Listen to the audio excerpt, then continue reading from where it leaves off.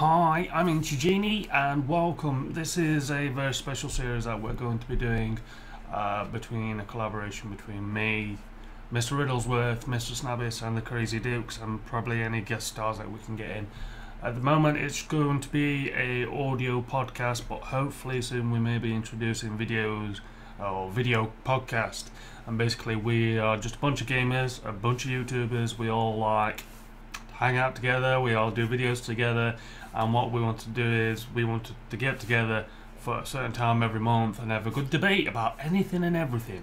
So we'll be talking from, you know, anime to what's going on in the world, games, technology, future releases, content that certain game developers have shown off, anything and everything. And if you want to suggest a question, put it in the comments below and you'll be able to find a copy of this podcast on my channel, Riddles' channel, Crazy Dukes, and SoundCloud, I believe. That's where the podcast is also at. I'll leave the links to the other pages in the description below. Hello everybody, I'm Mr. Ellsworth and welcome to the Untitled podcast. And Yay! We have Sal. Yeah, Sal from the Crazy Dukes. That dude. Yeah, and we have Mr. Snabbis. From Mr. Snabbis. Yeah, everybody knows that pain in the ass. And we also have EnchaJini. YOLO. YOLO. And today we're just going to talk random crap about what's going on in the industry. In the gaming industry, not like politics, because politics are not allowed here.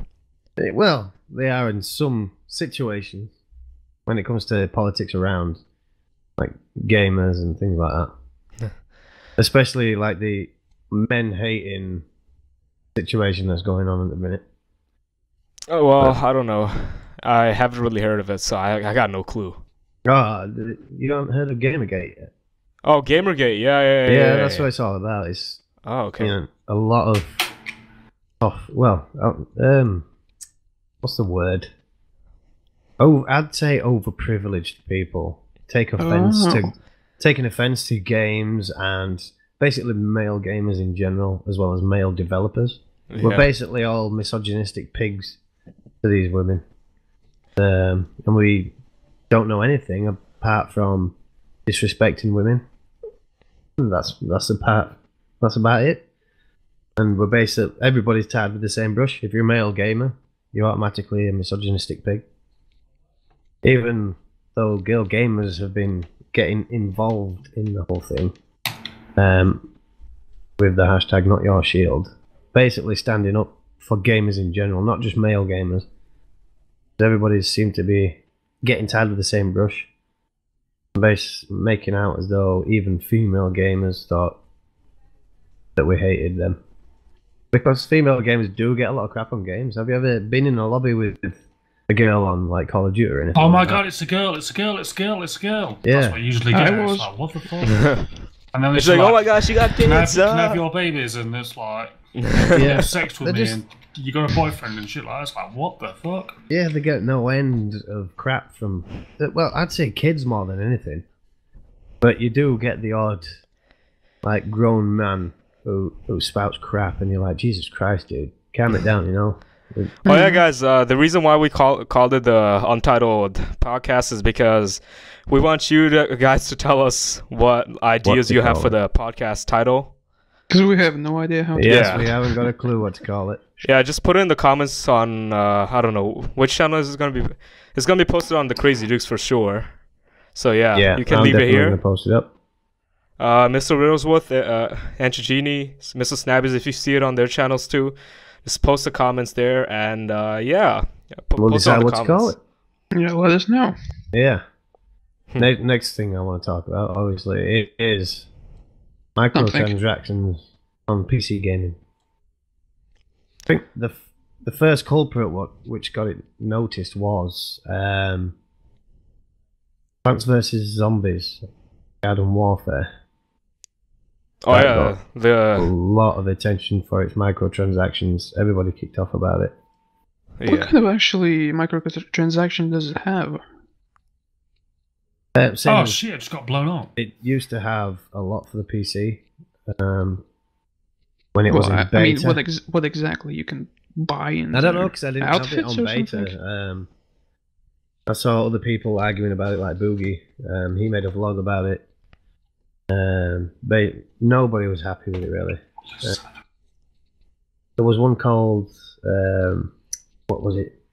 It was Dungeon Keeper or something like that. It was like a revamp of an old game, and that was just loaded with it. But that was a game for the iPad as well. But you know, iPads and mobile devices is where microtransactions need to stay, because that's where they belong. That's where they were designed for. They're on Facebook games a lot as well. Yeah. Yeah. Mostly on every Wait, people still game. play Facebook games?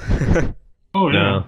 I haven't played it for I played years. Farmville a bit when it first came out, but then obviously didn't have any money, and the amount of microtransactions in the game just made me go, no, don't want to play this no more. I actually play a few on Facebook still. You played the 3D ones though, don't you? You don't play like Farmville and stuff.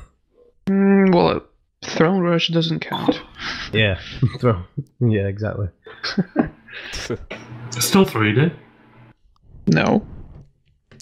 Well, guys, I don't know if you haven't noticed yet. This is obviously an audio cast, so like, I don't know. Maybe in the future we could do like videos later, but not anytime soon. Mine's gonna be a video. Yeah, Google Hangouts are totally not creative. That's like overused by too many people. Yeah. So like we decided to do audio for now, so we can just keep it simple and we can just come up with something else later. But like you can also suggest us topics to talk about, like as long as it's not something too serious, just like or just too stupid. Yeah, something. Yeah, maybe something personal. Yeah. Like for instance, EnchaJini. Why did you start doing YouTube? I gave it as an alternative way to get on with my life a lot easier, because right about the time of the year my mum was really ill, and I had no way of showing to my mum and whatnot, so I just started doing YouTube. I just gave it. I thought to myself, you know, I've been gaming for years and all I seem to do is play COD 24 hours a day when I'm not at work. So I thought, well, I'll do a YouTube channel and I'll share people with my experiences on games, and hopefully they'll enjoy it and have a good laugh with me, and we'll just see how it goes. And that was my experiment. And I mean, a year later I've done 750 subs. Yeah. How many videos have you done altogether? 687, last I counted. Damn, that's a massive achievement, bro. When I first started, from December, January, I did a video every 6 hours, so vertically 3 videos a day. But after a while, I went back to work and I didn't have the time to do it, so I couldn't do a video every 6 hours. So I did a video every 12 hours for about 6 months. That's what I'm struggling with at the minute, is time to edit videos. I've got plenty of time to record them. And of course, Nabis and I, we're like the most inactive ones from this group. Pretty much. Well, I am getting quite active now. Yeah. Since I had some issues with studies, so I had to make an academic break for now. Oh, okay. And so yeah, now I have a lot of free time, and I'll just jump into this stuff. Yeah, right now. I don't know. Still, I honestly think that posting like a video every 2 to 3 days is like a decent schedule. Yeah, as long as it's a regular schedule, people seem to be happy with that. It has to, like, as long as it's entertaining. If we have nothing on our minds, then I'm just like, all right, I guess we got to take a break. I'll like tweet something out or do something else. I do try my best to keep a regular schedule, but my work patterns vary. So you know, one week I'll have enough time to do videos, and the next week I won't, and I might not have any time the week after. And it really does get a bit frustrating, because I really want to be able to stick to a schedule, and I want to be known for being able to stick to a schedule, but under my recent circumstances, there's no way on earth I just make the videos and get them up when I can. You pretty much basically seeing how hard it is for me to do episodes and release them every week while having a full-time job, because before you didn't have a job and you was like releasing videos here, there and everywhere. And as soon as you got a job, you realized how hard it is compared to how I was doing it, because I was doing like a 5-day, 6-day week job and still releasing 2 videos a day for 7 days a week, and you know, it slowly edged off for me, and I do a video every day now rather than 2 a day, and I tend to either release them at midnight or release them at 6 o'clock at night. Yeah. Well, when I first started doing my YouTube channel, I had enough time because I had an 8-hour job, permanent. So I was in a regular schedule, but then I got made redundant. I was out of work for a few months, and then I got the new job, and that's because obviously they're in shift patterns. That's what threw a spanner in the works. If I'd have kept my old job, then it would have all been in a routine. My videos as well as my whole life schedule, but everything changes from one week to the next now, and it's a bit hectic. I want to get to a point where I can quite happily put everything into a routine and keep it in a certain pattern, but there's no possibility of that happening. It drives my OCD crazy. It's right down. And yeah, like, I don't know, work and school, those things take up like a lot of time from our lives. It took a shitload of time for me, at least. Because I think the biggest boundary between my two uploads was like 1.5 months. Yeah. And I was like, holy shit, how the hell am I gonna catch up to all this? Yes, I think those that start off young struggle during obviously in-term hours, and then you see a lot of activity on the channel, like during summer holidays and things like that. And you think, oh, exactly. This guy's good, and then obviously people subscribe to you, and then when it gets to school being back in, you don't put as many videos up. People are like, oh, you know, he's buggered off. He's quit YouTube. Yeah, the thing is that, like, even if like a huge YouTuber is not like that active and they just come back, they'll still get viewers, because like, yeah, it's just like a thing. Like, for example, if someone has over 1 million subs, they know they're gonna get views even if they took a long break, because like, yeah, they know people are gonna check them out. So yeah, I think it's pretty much for anybody who's got more than 100k subs. They really don't have to worry about bringing out a video twice a day or 3 times a day, because they know even if they release a video once every 3 days, they're going to get a couple thousand views already. Yeah. That was the thing with our previous channel. We didn't really have too many subs, but like around 10k was like a massive achievement. Like when we were active, we used to get like almost like 1,000 views per video. But like all of a sudden we took like this 1 month break, and afterwards only like 300 or 200. Like at first it started off with 100 viewers. I'm just like, whoa, that happened. Because like we got like our entire group got just like sort of bored of it. We wanted to take a break from it. Yeah, you kind of pressured into keeping regular nowadays. If, like I say, if you take a long break, it takes you a long time to recuperate. And I've actually seen a few small channels that started around the same time as me.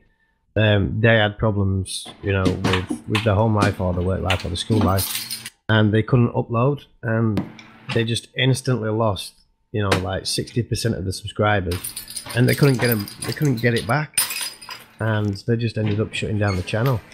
Oh wow, that sucks. I mean, the thing is that even if you don't have too many like active viewers, like just do videos, I guess, continuously then, because like right now YouTube's like a competition. Like you got to be active to earn subscribers and like an active viewer base. It's almost like the people that have got a YouTube channel. If you're that dedicated, it's pretty much like if you've not got a job, you've got to release a game within the first week of it being released to actually get decent views and decent subs. Because like I've seen plenty of YouTubers, and whether they're big or small and they've got jobs or whatnot, that if a new game comes out, let's say Advanced Warfare came out, there were a ton of videos up within the first week of release. Like they booked the week off holiday, you know, from work, so they could get it uploaded to YouTube. Like I fully recorded the game. I've released 4 episodes so far, and it's been out quite a long while. Yeah, I completed mine quite a long time ago. Yeah, like that's another thing that like that I've seen on YouTube. Like if it's a new game, then you'll see like so many videos that are being popped out. Even like if a channel started off with 0 subs and like they released it like super early, obviously people will view it just to see how the game is. And yeah, there is a massive competition in getting noticed. Yeah, mainly in the gaming industry. It'll always be like that. There'll always be massive competition.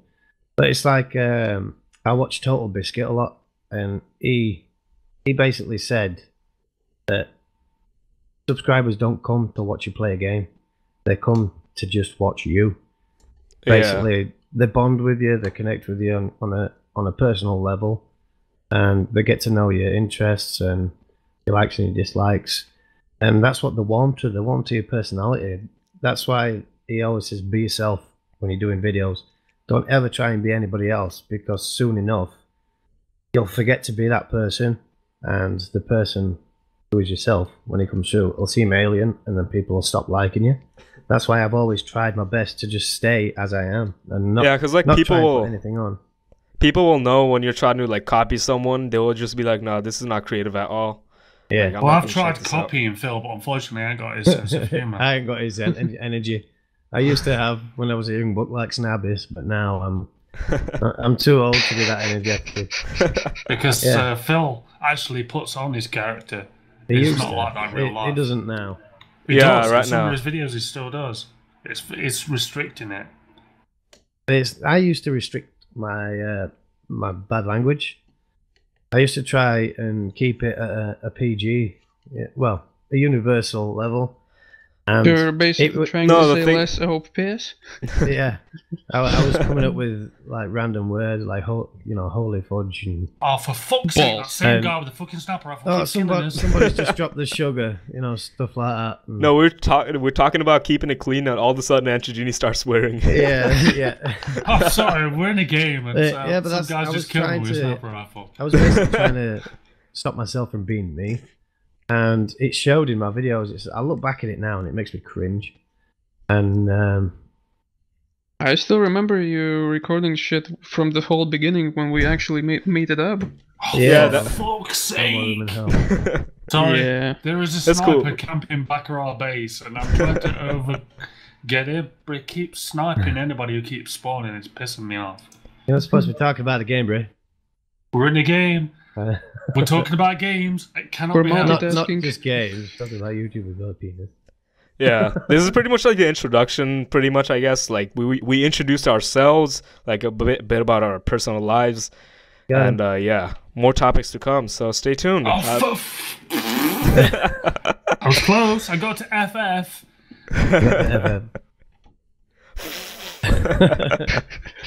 But yeah, I used to try and restrict myself from swearing a lot, and it made me seem very stiff on video and very very shy. Sorry.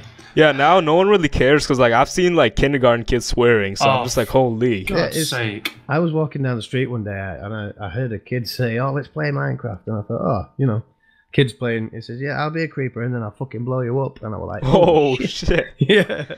Wow. This kid was like 4 years old or something, 5 years old maybe, and he was swearing like that, and I just thought, yeah, it's not even their parents anymore. Like if you go on the internet, you'll see swearing everywhere. Yeah, it was my grandma. She actually says, because I swore once in front of my mother, and I looked at my mum with a shock on my face. It was just like an accident. I hurt myself, and I swore, and I just saw my mum's face.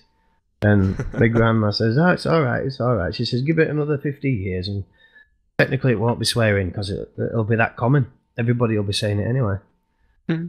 So it'll be in the dictionary as a common expression for surprise, or you know what I mean, a common expression to show anger. Yeah, pretty much.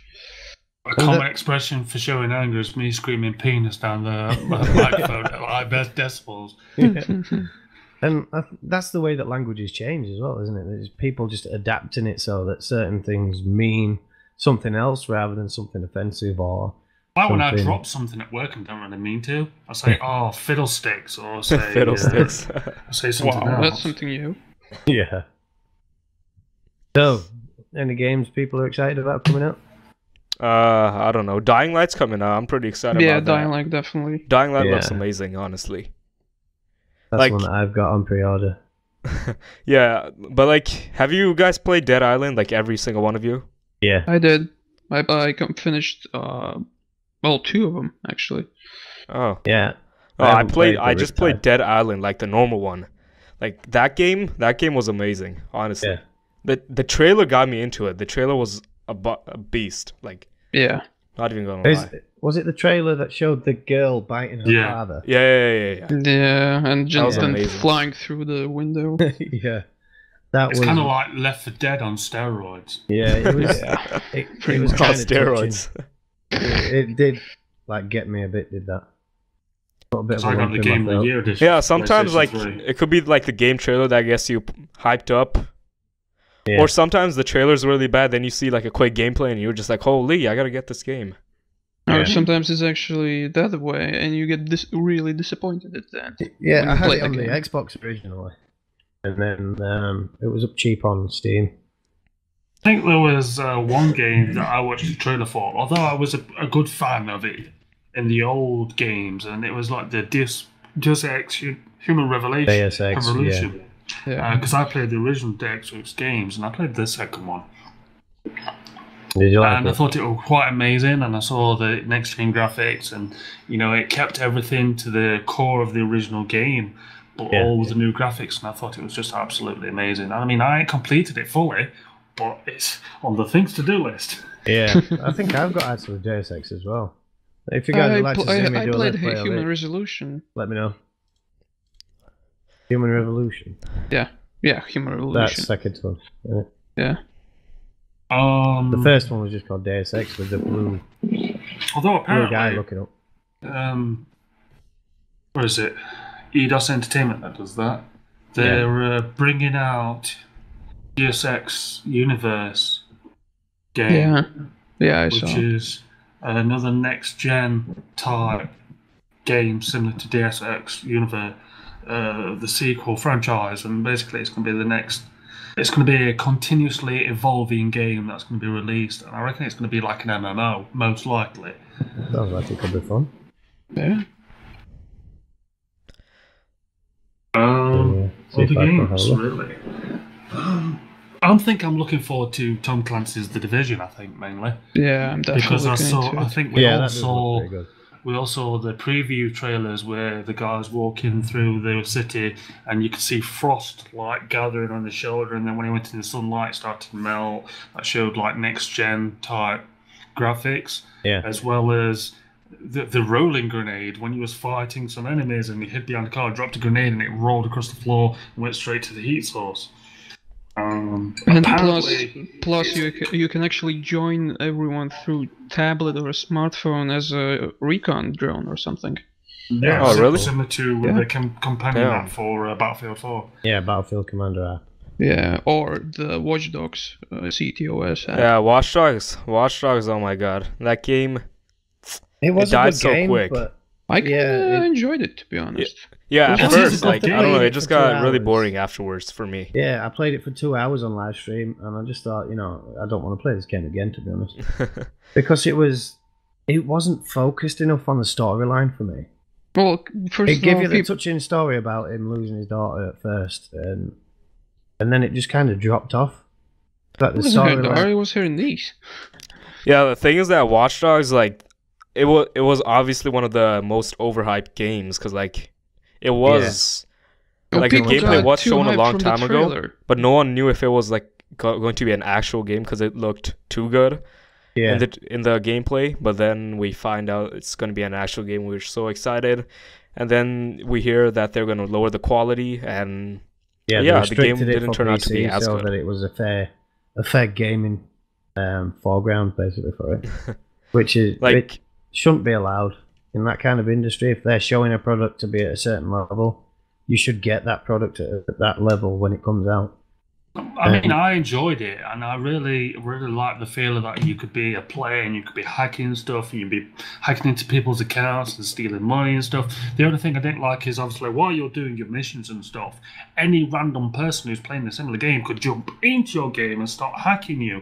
And the only difference is when it's the opposite player, they look like a civilian, so you don't know where the fuck they are. And if everybody's walking like normal, as if they are in a normal world, how the fuck are you supposed to, sorry for my swearing, how the hell are you supposed to spot a hacking person? Don't worry about swearing, bro. You just have to put it in 18 plus.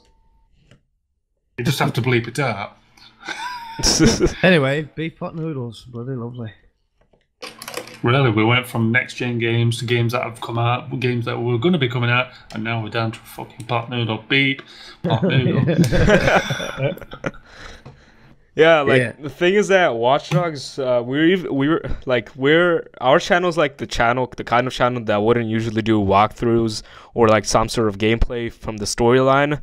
Yeah. But like we do have plans for that, because actually we were planning to start off like this. We were going to take turns playing like the storyline, and there were going to be several people sitting in the background just like talking.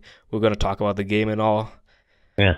Like I think Game Grumps, right? Like sort of like them. YouTube, because Riddles does a lot of indie and horror stuff, and then Snavis does random bollocks, and then Phil does a lot of indies and demos and rant videos, and then I do full Let's Plays majority of the time. Yeah. Yeah. I used to do a lot of full Let's Plays, but yeah, we both used to do it, but you fucked it over. So yeah, even if we do Let's Plays, we're gonna like get like several people, like a few of our friends and people from our group, our YouTube group, and just like basically talk about the game while playing it. The more popular videos nowadays seem to be like averaging 10 minutes, short, quick, couple of funny bits, maybe a couple of scary bits, and see you later. People haven't got the patience to sit around and watch you play a game nowadays. It's true.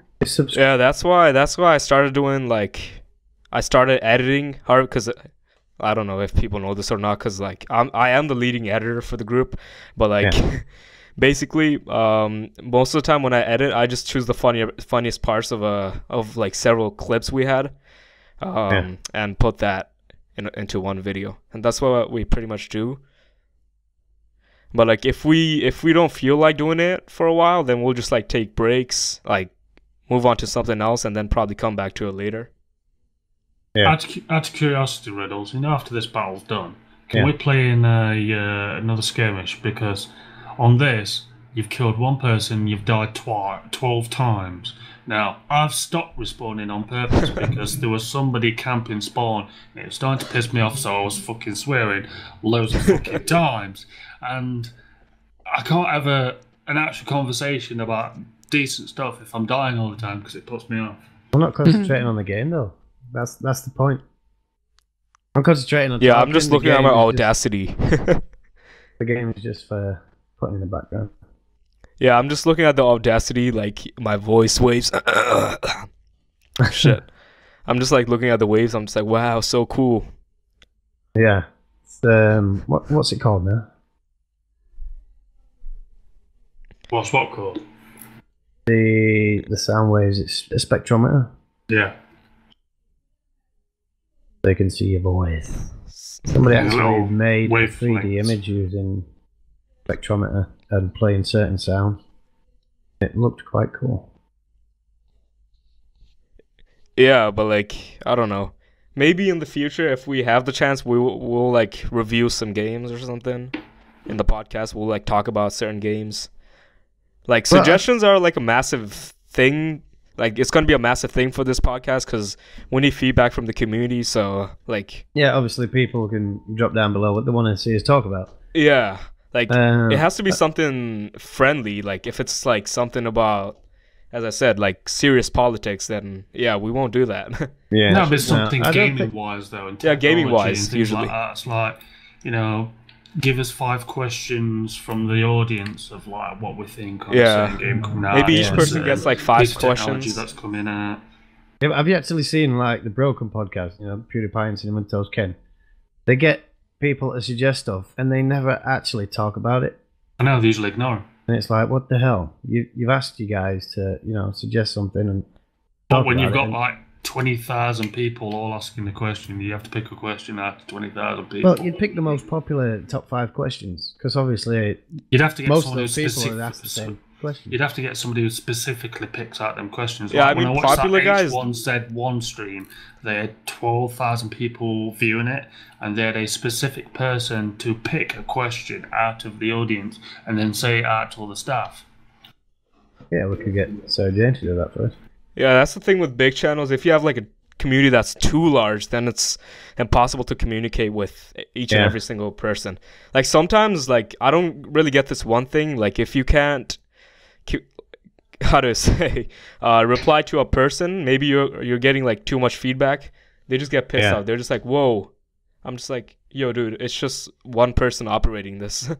Like, in my mind, I always say that, like, if someone's popular and people are complaining about them not reading, like, the comments or something, it's just like, yeah. And the YouTube comments is broken too. Like I think everyone could admit that the YouTube comments is broken, because, like, sometimes I see comments when I'm signed out. If I sign in, like, if one of us sign in, we don't see the comments anymore. I'm just like, yo, dude, try signing in from your laptop. Same thing happens.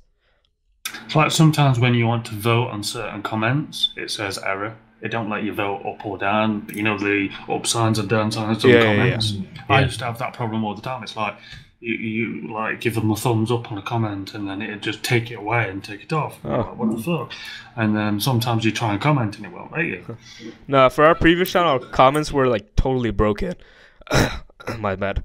It was like totally broken, but like this is what happened. If people commented, we couldn't see it half the time when we signed in. We just couldn't reply to it or something.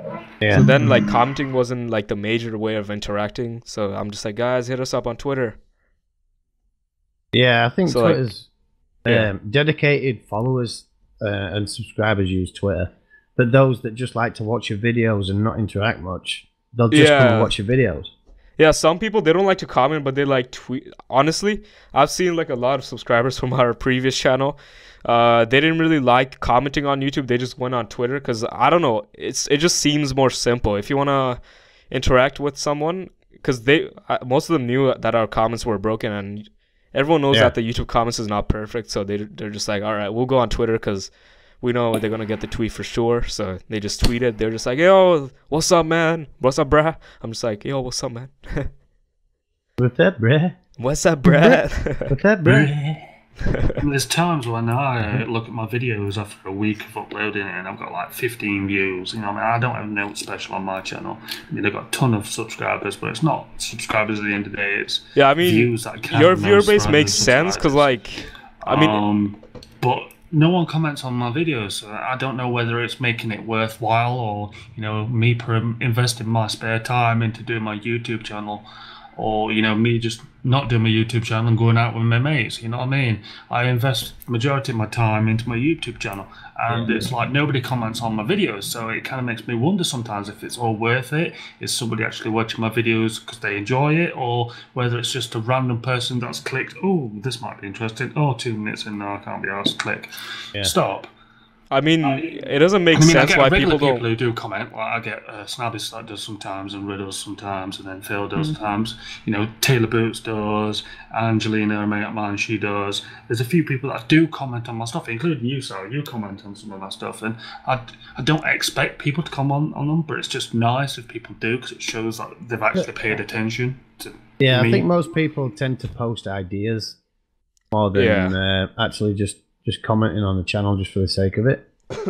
They'll if they see something in the video they don't agree with, or they think you could change to make any like following videos better, I think that's better kind of feedback, to be honest. Yeah, I mean, it doesn't make sense. I think EnchaJini should get like the most comments out of us all, because like he does Let's Plays, and maybe people can suggest games he could do Let's Plays on. I think that would have been way more sense. I used to, when I first started, I used to put at the end of the video, is say, hey guys, thank you very much for watching, you know, please leave maybe a like, a comment, or even subscribe for daily content. And I said, if you've got any games that you want me to see me play, I'm more than welcome to play anything you want, other than horror, because I actually hate horror games. That's what I used to say. And I says, I've got a PlayStation 3, I've got a PlayStation 4, I've got Xbox, and I've got PC, so whatever platform a game is on, suggest it me, and when I get a spare moment, I'll record something and, you know, do a shout out, say, you know, you said you wanted me to play this game, this is for you. Well, on my outro, well, but never happens. I used to be like, you know, if you enjoyed the video, please, you know, show the like button, some love. If you're not a subscriber, then you'd love to be, just give the subscribe button a big old squeeze. Yeah, sometimes people get lazy too. Like, I get that feeling, because like before, honestly, I was too lazy to sign in and like comment and like subscribe to a person I like. Yeah. I was like one of those people. I stopped doing my outro because somebody says, you know, you shouldn't do that at the end. It's begging. Not really begging, because like it made I me don't feel know. guilty for actually saying it, and then I just basically stopped doing it. And there was a guy that I'm friends with now, Bipolar Bear. He says that he hates it when people are self-promoting. You know, like going to other people's channels. Yeah, of course, everyone hates that. Happens to me all the fucking time. Sorry.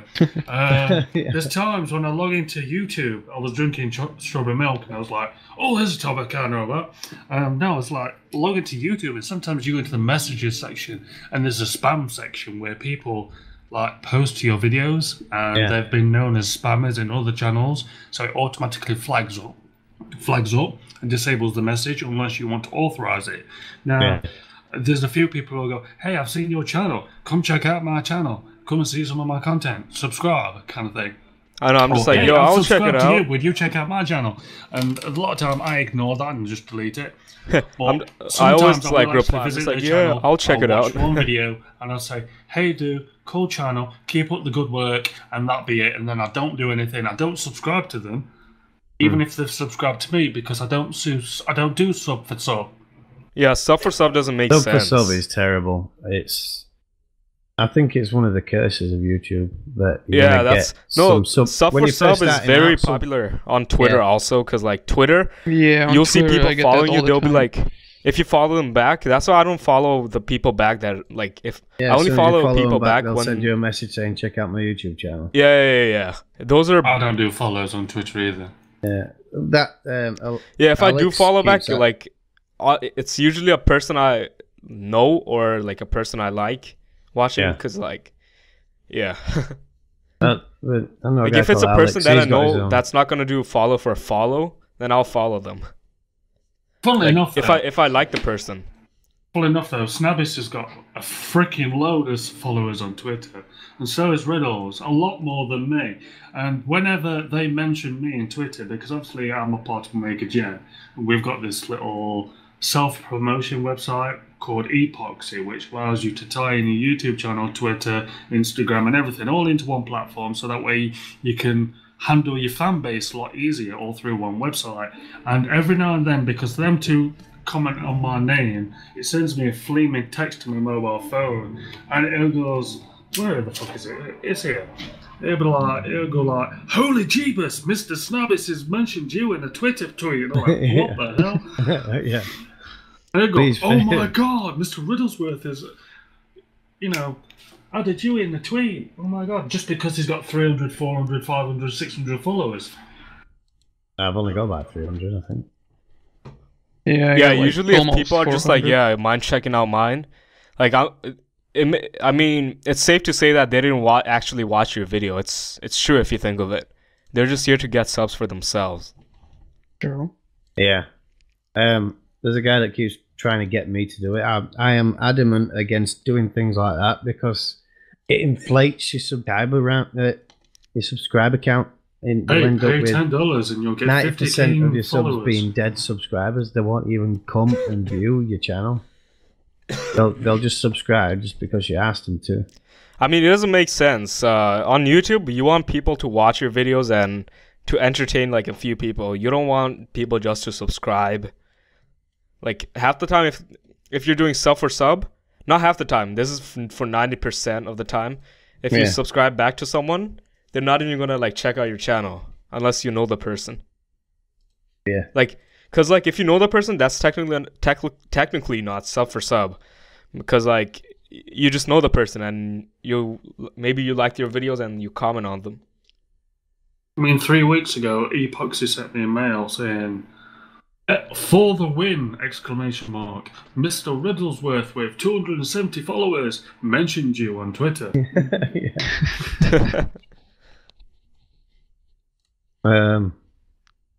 Some did just come on there. Well, yeah, the Social Blade app as well. A lot of people say, "Oh, what are your stats on Social Blade? Go check yourself out. When are you going to hit 1,000 subscribers?" And it's like, well, I'm curious. I'll go check it out. And I think mine says 2020. They're owned by Maker Studios, they are. Yeah, but it doesn't work like that. I mean, it's every summer when kids are off school, your subscribe rate goes through the roof. Even if you're a tiny channel, during the summer you're guaranteed to get people noticing your channel, watching your channel, and spreading the word about your because like more people are active on the website, so they'll like come through a few recommends, and they might just find your video. Yeah, if you do videos with a popular tag as well, find out what's the most popular tag. Yeah. I've seen another common type of spam on YouTube where it's just like they make like a fake account, for example. Tag lists where it's just an endless amount of tags on the videos. Oh yeah, in the description, I've gone right? down into the description to see the video, and the tag list is like 600 tags. Yeah, it's even restricted by Google. They even made it like it's going against the policies, because if you put something on the description and there's like a keyword that they search up, they'll like find your video super easily. Yeah. I don't put video tags into my description. I just put them in the tag section, and that's it. In my description, I usually put "Welcome to my video. If you like this, like, subscribe, or comment." Yeah, we don't even put like a proper description for our video. We just put like our Twitter, a description of the video, and then I'll have, if you want to follow me on Twitter, go here. If you want to go to Twitch, follow here. Here's my official website, EnchaJini.com, and so forth. And then that'll be it. That's all I do. Yeah, like that makes sense, because like you're allowed to do that. Descriptions for like your personal use, but like not to get attention. I basically just you can describe the video, or just at Lord Minion 77. I look at Jack Frags. I look at a few of them. And I look in the description of the videos and just take elements from each and all the big YouTubers and just put it into my own videos. So it's something similar, not exactly the same. I really dislike a lot of big channels that are out there these days, because YouTube self-promotes all the big ones and leaves all the little people with nobody. Yeah, because it's all about gaining money for Google. Yeah, because YouTube is earning money from them. Technically, they're earning money, but just imagine how much YouTube is earning, since YouTube. Yeah, for every 10 cents you earn, they earn 3 on top of it. Yeah, that's how it used to work out when I was partnered with just YouTube. But they make a lot of capital in promoting you because of obviously the ads. So what they'll do is, if a video is getting loads and loads of views, they'll push it out everywhere so it gets even more, so the ad revenue just increases tenfold. It's kind of a wrong tactic, but it's kind of working in Google's favor, because obviously YouTube and Google's growing faster than it ever has done before. Yeah. And I think it's actually going to benefit like America in a way, because they're trying to roll out Google Fiber, and they're actually using the money that they're making to fight to get it out there, and to try and basically undercut all the big greedy companies that are over there, taking money off people and giving them a crap connection. Honestly, I'm just like, Google, you already earn money. Why do you need to do this shit? Funnily enough, I've just looked behind the Google listings. Fiber way, they're giving it back to the country. But in a bad way, they're promoting the wrong people. I've seen... Well, obviously PewDiePie is pretty good, but he's nonchalant. He doesn't care about anything. He's basically untouchable. So he could say something that offends millions of people and upsets millions of people, but he'll still get away with it because he's earning Google that much money. Whereas if I did the same thing, my account would be closed tomorrow. Well, I don't know. I don't know about that.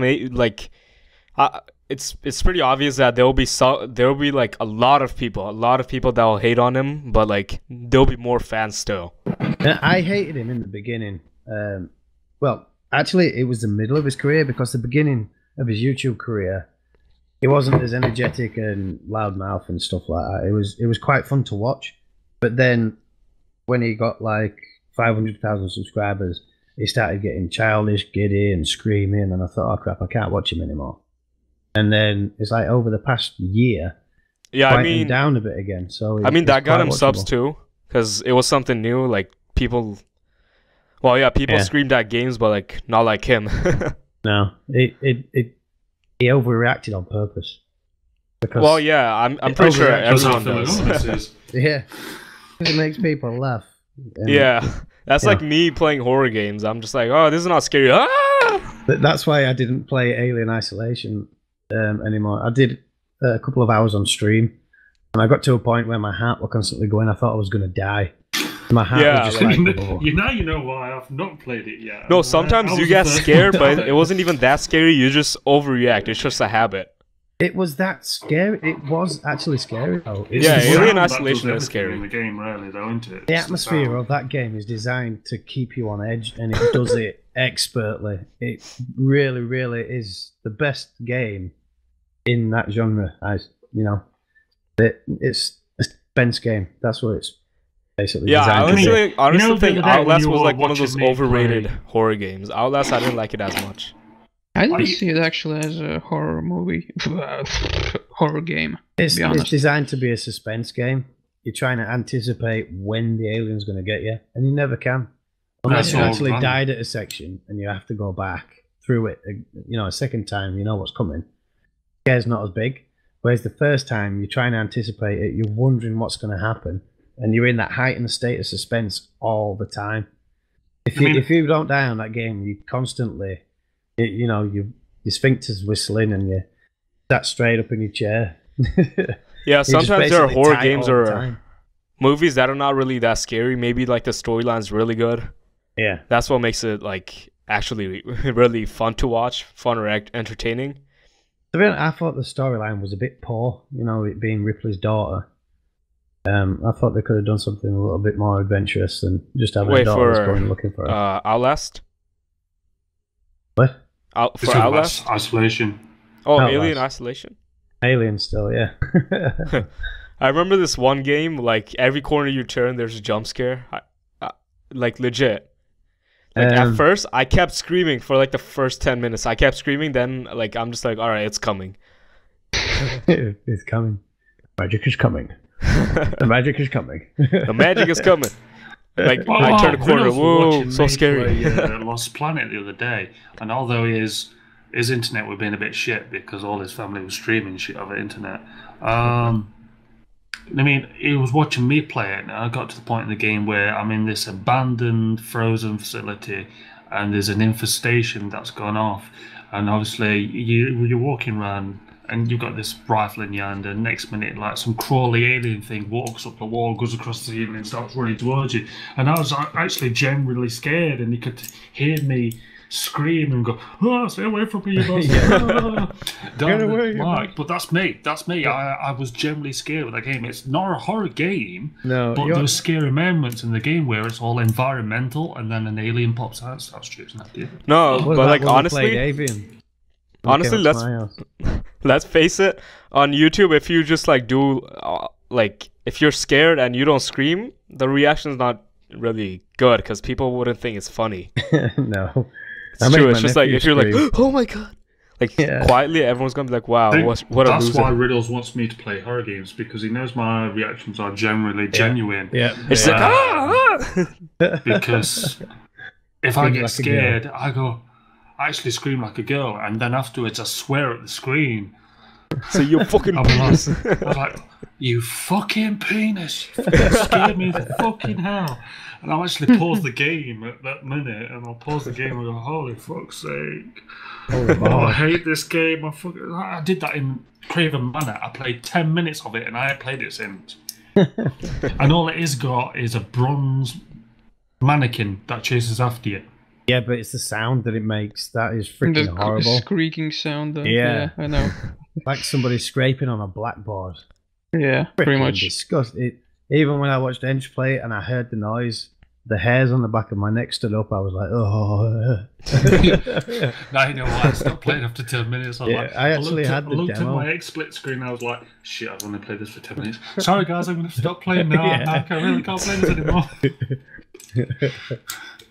And it's just an indie game, that is. Yeah. That was actually a project by a bunch of university students.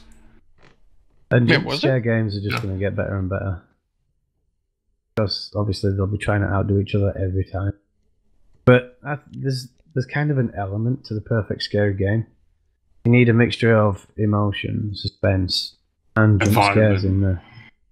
Yeah, the right. It's Violence all and about gore. ambience and sound and everything nowadays. Yeah. I mean, not actually having a physical object in front of you to scare you, but the environment and the ambience in the background which keeps you on the edge, much like with Alien Isolation. So when Yeah. something finally does get you, it just hits you there and then. Yeah, True. a bit like Outlast. But that seemed to be more jump scare in the beginning than it was like towards the end. It was mostly about suspense from the middle part to the end. I mean, when it first came out, that game, I actually avoided it. I actually avoided playing Outlast because I thought it was really, really scary. But when I played it on the PlayStation 4, when it finally came out, I was like, wow, this actually is more horror survival than an actual scary game. Yeah. One or two jump scares, like at the start where you walk into that room and then a dead body drops from the ceiling, and you're like, yeah. But after that was it. There's just one or two jump scares and that was it. Now think of Call of Duty Zombies. Like, who was expecting it to be like a comedy type of survival game? Because like if you think of it's technically comedy, listen to like the quotes that the characters say. Yeah, it is a bit comical. Yeah, it is funny. On the other hand, most of the quotes are really funny. Out of curiosity, I've just got come to this point. Are we still recording right now? Yeah, man. Yeah, the podcast. Because I've just been spouting random jizz. And, no, it's interesting. For a minute, is it actually recording, or is this just a general conversation we're having, and that's it?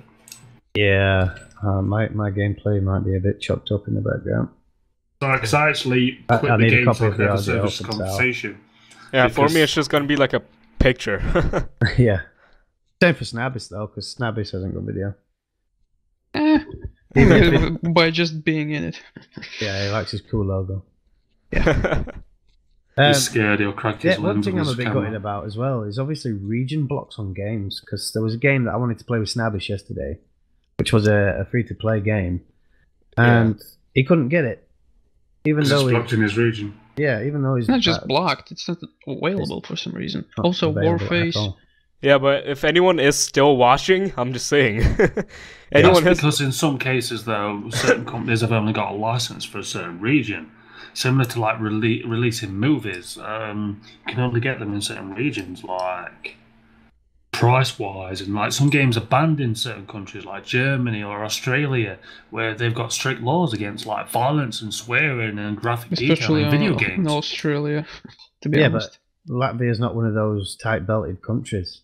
Well, we're not actually that much involved into all this stuff, to be honest. And they're part of the EU, so they should get games that England is able to get, because England's in the EU as well. Eastern European countries have always had like the same kind of benefits when it comes to any kind of media in general, and we've all been able to share. It's like all the movie releases tend to come out at the same time. All game releases and usually come out at the same time. Even though he might not actually have to physically, he could always do a sneaky thing and mask himself behind a VPN. So it actually gives him a UK IP address, and then you shouldn't have to go through steps like that to enjoy certain games or certain movies or certain music that other people are enjoying. Yeah, for me, it's like it's no problem because we got too much freedom here. Yeah. Well, it's like fun animation for a start. They generally bring out Japanese animation and anime from overseas, so that way they're actually done in English, dubbed. And they usually do showcase it live on their website when it comes out, and you can actually watch previous episodes and you can subscribe to it, but it's not available outside of America, which I think is kind of shit.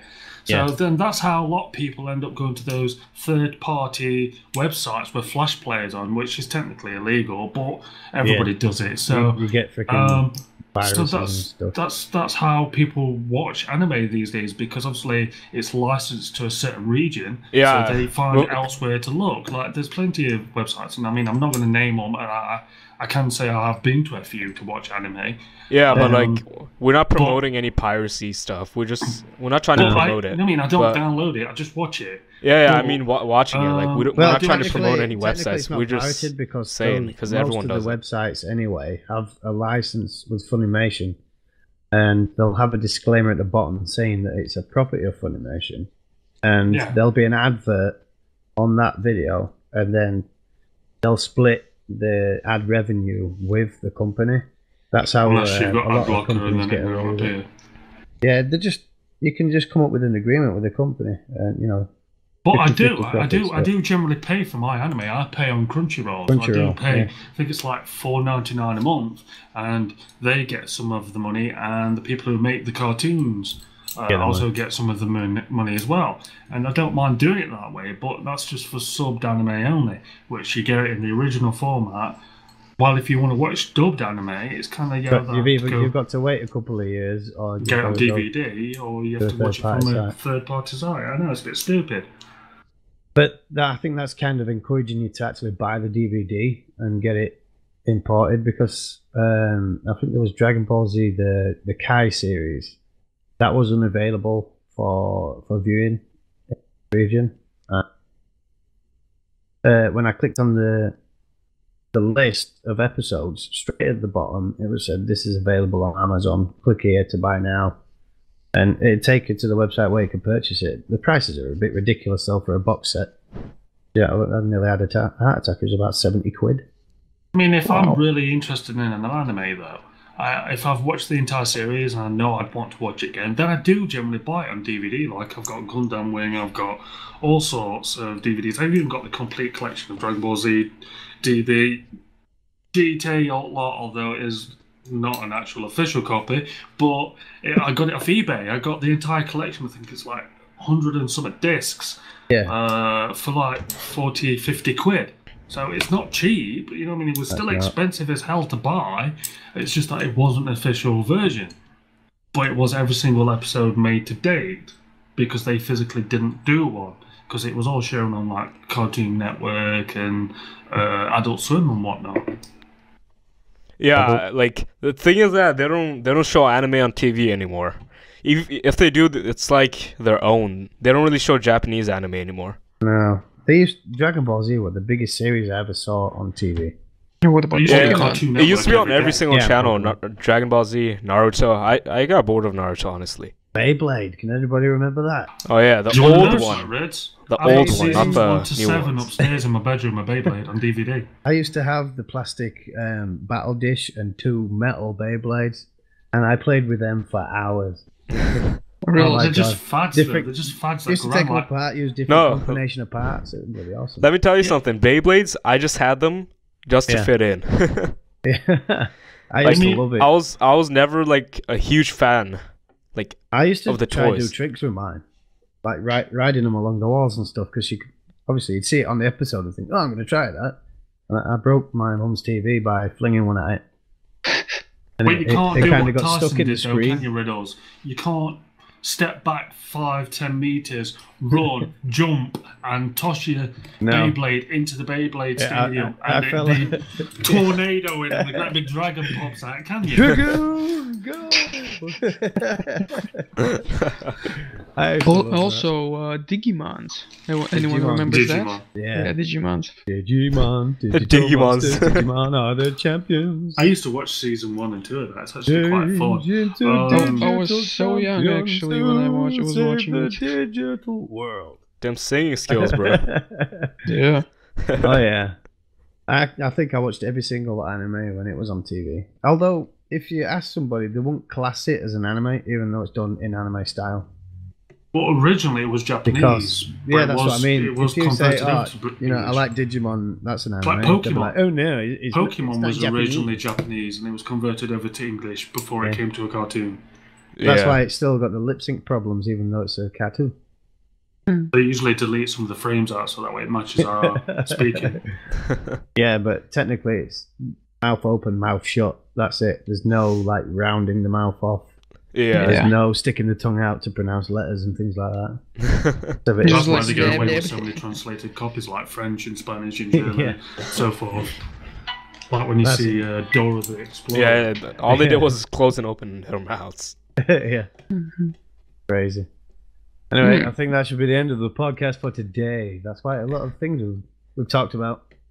Yeah, guys, if you did watch the entire podcast, thank you so much. I'm pretty sure. If you've got any views on what we talked about. Yeah, but you could leave your opinions on the podcast in the comment section for wherever it's posted. It's gonna be posted on this channel for sure. Crazy Dukes. So yeah. Stay tuned for more. We don't have like a set schedule, so that's one more thing. we need to consider? If it's popular, it'll be a regular thing. Yeah. For now, it's just once a week, once a month. Sorry. Yeah, we'll do one every month for now. Yeah, for now it's gonna be like every month, but like afterwards, maybe we can do it weekly. Depends what the public wants. Yeah, it depends on you guys. Yeah, if they want it, they shall get it. Yeah. If we can get like probably around like 500 views per episode, then I guess it will be active. Yeah, it will be once every fortnight. Yeah. All right, guys. Thanks for watching. I don't know. I already said my goodbye, so I'll let the rest speak because I talk too much. Yeah, I've been Mr. Reelsworth. Thank you very much for watching. Much love to every single one of you. Yeah. And as always, guys, peace out. Where's EnchaJini? I'm still here. I was just slightly falling asleep. He's just crying. He's just like, oh my god, this had to end. Say goodbye, Ench. We're going now. Bye.